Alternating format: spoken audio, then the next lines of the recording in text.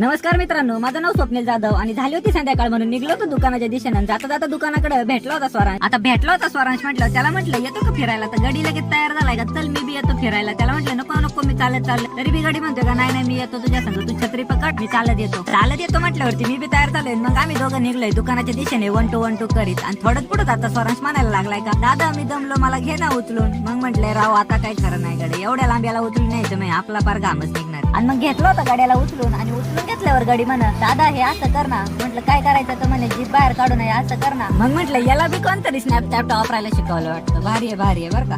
चालून पूर्ण दमलो होतो. मग थांबलो होतो एका ठिकाणी आणि फोन करून सांगितलं होतं धीरजला का बाबा तू यायला ये, आपण गाडीवरच जाऊ, चालत काय आपल्या ठिकाणी व्हायचं नाही. आणि मस्तपैकी गाडीवर बसून गारगार वारा खात आलो होतो दुकानात पोचल्या गाडीने नजर टाकली होती आईस्क्रीमच्या फ्रीज वरती. पण लगेच कस काय म्हणायचं म्हणून थोडा इकडे तिकडे फेरफाटका मारलाय आणि थोड्या वेळाने घेतली होती आईस्क्रीम.